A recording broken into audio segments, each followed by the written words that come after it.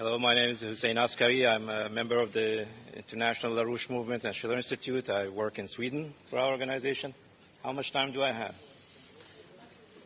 Okay, we have an announcement. Lunch is canceled.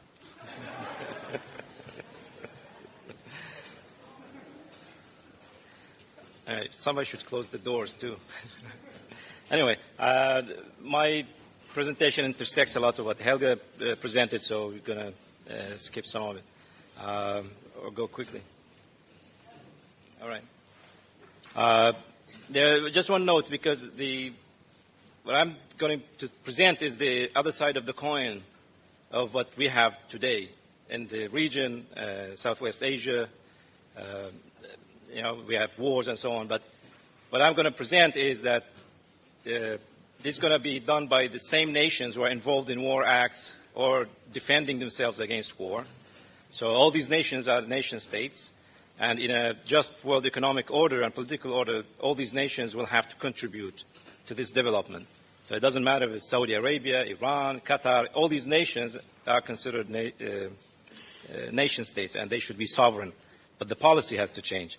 The other thing is that many of the projects which I'm going to present, what Helga presented, many of them are already being built. Some of them are finished. The problem is that these are local projects, and they don't have, they lack the global planetary dimension and perspective. So this is what we're going to add through our plan to this, that this is a planetary mission. So anyway, I've been working with the question of Southwest Asia many years as a member of the organization, and there's a recurring problem the whole time I meet and talking to both citizens but also political leaders from Southwest Asia. Say, how can you present an economic program at the time when we are being shot at? We have war. So how can you talk about economic development and projects in the middle of a war? The problem is that there are lots of excuses. The reason is that these nations did not do what they were told or they were supposed to do before they were getting shot at. Missed many years since Lyndon LaRouche was in Baghdad in 1974. We lost a lot of time. The other thing is that some people say we don't have money. And as soon as they finish talking to you, they go around the corner and they go buy weapons for hundreds of billions of dollars because they say we are in a war situation. But anyway, there's another excuse which is difficult to deal with, and it's true because they say we are not capable of doing these things because world politics is not decided by us. It's decided by the big powers. And that's true. That we can discuss. And that's what we need to change. So if our friends in the United States can impeach President Obama, and if our friends in England can help us put Tony Blair in prison, then we will have a totally different situation where we can discuss these things. And people will not have excuses because we can turn the whole imperial policy. And if somebody can please tell Mrs. Merkel to wake up, that would be very helpful because we are soon in 2013 and Germany is being suffocated. Germany is a technical superpower which is needed by the whole world. It's being suffocated by the current policies, the environmental policies, green policies, and the financial monetarist policies. So Germany's role is very important in this whole situation. But I wanted to focus on some questions of principle because as I have the outline is that we have to define really what is the purpose of existence of the human race. It's not about competition, as modern economics say, or seeking vengeance for old political injustice, or winning land, take it from others. What is really true about human existence is that it's implementing our creative powers to change the universe around us. I mean, you don't necessarily have to be a physicist or astronaut to change the universe around you. You could be a farmer, a teacher, or ironsmith who finds joy in applying his creativity and passion to his area of work and make others around them happy. But we do need scientists. We do need astrophysicists. I'm going to take a quote from Kraft Erike, a German space pioneer and thinker. I don't know if we have. He says in his extraterrestrial imperative, It says, the fact that neither technology nor reaching beyond Earth is exactly new, but natural growth options exercised before, puts the human reality of our time into perspective. The reality has two anchor points. One, that the chlorophyll, which is responsible for the photosynthesis, that the chlorophyll molecule and the human mind are the only true superpowers on this planet. They must find a way to coexist, and, not being intrinsically incompatible, they can. Two, that humanity does not live as a mankind generally, but is organized as an aggregate of some 140 nations. Now there are more. Most of these nations strive to improve their standard of life or safeguard social standards achieved and extend them to the less advantaged. Without the means to grow, and like it or not, these means include material resources and the ability to process them, general stagnation will create a shrinking water droplet world in which competition for growth turns into a grim struggle for survival. So the purpose of governments and political institutions is to secure an environment within which the individuals can practice their creativity. Our responsibility as citizens and political activists is to kick those elected politicians and governments in the back to make them do their job. We can also give them some useful suggestions about what needs to be done, which we are going to do here. The research of what I'm going to present now is not my work. It's a teamwork which was done by a team from the Executive Intelligence Review, both here in Europe and in the United States. We have Dean Andromedas, Ali Sharaf, Marsha Mary Baker, and also Dennis Small, who made a study on the American deserts, have contributed to this study. And of course, we have to thank Chance McGee and Matthias, who are going to lead us into the animation of these projects. So the perspective from which we're going to act is this geopolitical situation involves conceptualizing what should instead be going on here in this region from the highest level perspective of the strategic defense of Earth, true development of mankind and the universe they inhabit. We will consider this in terms of three main principles. One, upgrading the resources base, in particular water, by organizing what is present available to higher levels. Number two, by making new natural resources and by upgrading the power per unit area.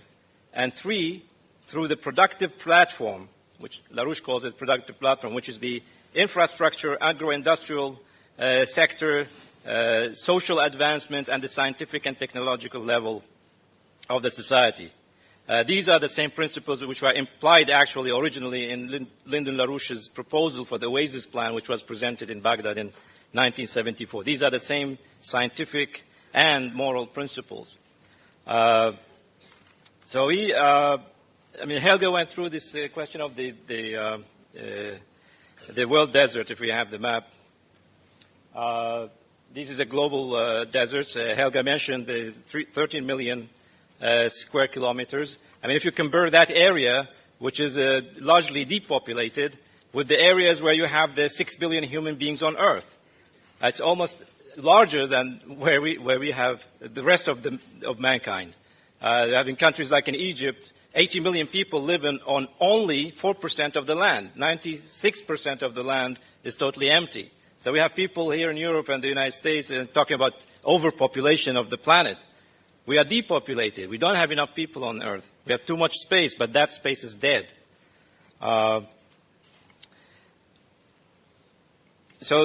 If you look at the relationship between this desert and the Eurasian land bridge, or the world land bridge, which Helga presented, and we have been working on, what we're going to have is this is a huge planetary mission, which has enormous dimensions, and it could only be considered from a planetary perspective, which also involves that we have an agreement among the big powers and the regional powers to work together to achieve a shift from this desert to what we can see could happen later. I would like to start by going directly to the Southwest Asia region with some images of sandstorms. Sandstorms and dust storms are a frequent event in Southwest Asia, especially in the Gulf region, but even extends to Iran, Afghanistan. Now, if you look at satellite images, these are satellite images. That's why we need space technology to determine what is going on Earth. As you look at the, if you can slow it down, if you look at where the sandstorms start from, which go from north to south, these are Arctic jet streams, wind, that come with a high-pressure area and meets a low-pressure area on the Gulf region and the Arabian Sea. So when you look, you figure out that the sandstorms, they start in the border area between Iraq and Syria. That's exactly where the Euphrates ends. And then they sweep down and gather strength. They go over Iraq. You can show the next. This is a close picture where it starts, if you can see. It all starts there in Syria and then goes over Iraq. These are images, I think, these are collected by NASA and European Space Agency satellites, and around March 2011, there was a huge sandstorm which covered the whole area. So you can go to the next, and then the sandstorm, and these storms, they can be, if you can look at pictures of them on the internet when they attack cities. You know, it's like enormous apocalyptic images. I don't have them here, but these, the dust storm can be, sandstorms are up to tens of meters, but the dust storms, they can up to kilometers in the space. And they cover whole countries. And they shut down airports, ports, hospitals, schools, and everything. So then it continues into the Persian Gulf, Qatar, Saudi Arabia. I can go next. And then they take a turn around the highland there in the central Saudi Arabia, and they dump the sand in the empty quarter. That's called the empty quarter. But in this case, the sandstorm was so powerful because you have a mountain range there in Yemen and Oman. So the empty quarters, this is the most dry part of the world desert. So, but in that case, it just continued down over the mountain range into the Gulf of Oman, you know, over Yemen and Oman, and then continues into the sea. You can see also the next images. It goes all the way also into the Arabian Sea. They cover sometimes Pakistan, India. You have other storms which also attack Iran and Afghanistan. So this is a recurring problem. So with the help of the space technology, we can see where the sandstorms originate and where we can start attacking them. So the question is now, for Qatar and Saudi Arabia to stop this, it doesn't help to send jihadists and weapons to Syria and Iraq to kill civilians. That will not help stopping this problem. What you need is a totally different perspective. So that perspective, we can start attacking the desert at different areas and with different technologies. There are plans in these regions that have been there. As I said, these are local plans, but they can give an image. If you look where the area the sandstorms start, which is now a war area, and the land is deteriorating and the desert is expanding, if we have what's the so-called Fertile Crescent. These are also examples. Egypt also attacked by the Hamasine winds. Also the sandstorms, they can reach Europe sometimes. China is also a problem. This is not the Shiite crescent. This is what His Excellency, the ambassador, is saying, the Shia crescent. This is not the Shia crescent. This is called the Fertile Crescent. For obvious reasons, this was an area which was very fertile. There's abundance of water. And some historians say agriculture all started in this region. But the problem is that is not fertile anymore. And it's deteriorating, and the water resources are shrinking. We're going to talk about the Turkish dam projects which have affected the flow of water, but that's not exactly the only reason. It's the destruction of the infrastructure by wars, sanctions, and lack of investments which has created this situation. So this is the idea of where you can attack for example, this sandstorm problem. So there are ideas they are called green belts. What you can do is that you can create green belts. Can I have some example? This is an idea from the Iraqi Agriculture Ministry. Since I was a kid, we used to read about these in school, that we have a national program to protect the country against sandstorms and deserts. It's quite an impressive plan, but it was never realized. I mean, I wasn't born in 1968, and immediately we had a civil war in 73. We had Iran-Iraq war in 80. We had the Gulf War in 1990. We had sanctions. So it's just continuing. Nothing has happened. But there are courageous efforts to build part of this. We have actually an Iranian-Iraqi agreement to build a green belt around the religious cities of Najaf and Karbala. I think we have some image.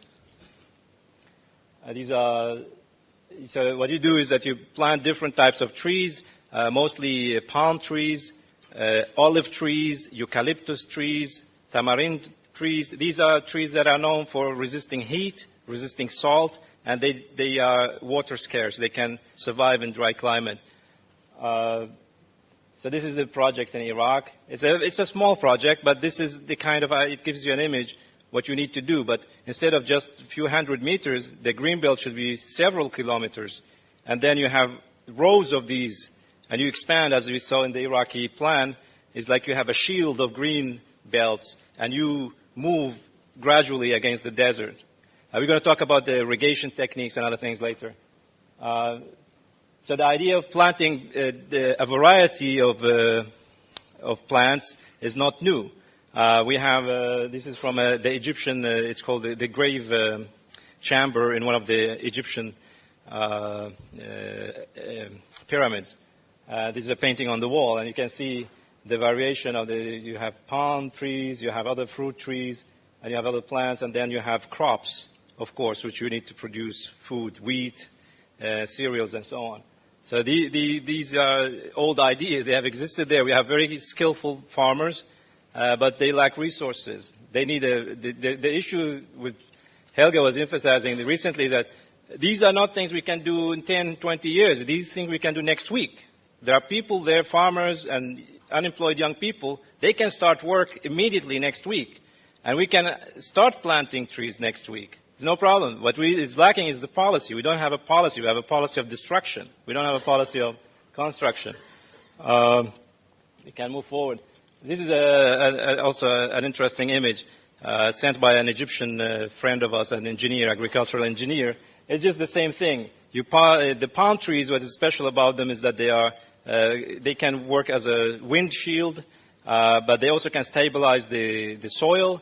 But what they do also is that they can create shadow for other types of trees. He sent me a study he did on olive trees. Olive trees, if they are planted alone under the sun, their productivity will be diminished by about 50% because the heat will kill a lot of in the kernel of the olives. But if you plant it in a shadow of a plant, their productivity will increase. It's a cooler area. But there's an interesting reference to this we have from the Holy Quran, where there's a story of two men, and there's a conflict within the two men. But the Quran says, it's in the Surah of the Cave, and it says, "And present to them an example of two men. We granted to one of them 2 gardens of grapevines, and we bordered them with palm trees, and placed between them fields of crops. Each of the 2 gardens produced its fruit and did not fall short thereof in anything. And we caused to gush forth within them a river." So this is exactly what we got. This is the techniques, agricultural techniques according to the Quran. But what we're going to do is we're going to remove one thing. In the modern techniques, we cannot have open canals nowadays, because most of the water would evaporate. We have to cover all the water streams. We're going to have, I will just describe it, but the Quran may excuse us that we remove that part because we need the modern technique and adjust to today's situation. Yeah, these are palm trees, and they are very productive, of course. You all have eaten dates and so on. So these are not only to protect against dust, but these are a source of food and energy for the population. There are different ways of stopping the desert. This is called dissing. It's used a lot in China, where you spread. It's very labor intensive. That's the problem. You create these cross sections of dry trees or reeds, and then you try to stop the advancement of the desert, and then you plant in these areas. But the problem is that what you need to do is you have to bring the water infrastructure first. So you can't dig the water infrastructure later. You have to do it before starting this. But this just gives you an idea. You can go further. This is from Libya in 1950s. It's the same concept. But this is in the China Taklamakan desert highway. They tried to protect the road from the sand. The sand moves the whole time. It's like, you know, snow in the Arctic regions. So they try. They pump water from the underground. It's salty water, but they have planted types of plants that resist salt. So that's also a question for a scientific development. You have to develop new types of plants who can resist salt water, or they can resist heat. So this is also a technological level. So this is one idea, but unless you deal with this in a larger context, you cannot limit the desert. But these are images to, show what is being done, but it needs to be generalized. I don't know if we have any more. Yeah, so any reasonable person will ask first, after saying all these nice things, so where would the water come from? Which is a good question. So what we are defining in our report is that there are three sources of water which are available or can be available. First, you can transfer water from areas which are rich with water to these water poor areas by so-called water diversion system. Helga went through some of these, the Ob, Irtish, Aral Sea. You have also in the another one which goes to the east of the Ural Mountains. It's called the Pechora, Kama, Volga Canal. Also, there are these rivers go and, like the Nawapa project, they end up in the Arctic Sea. So the idea is to stop them from going to the Arctic Sea and divert part of the water and reverse the movement of the water to rivers that flow in the opposite direction. So Helga went through these, so I'm not going to go through that.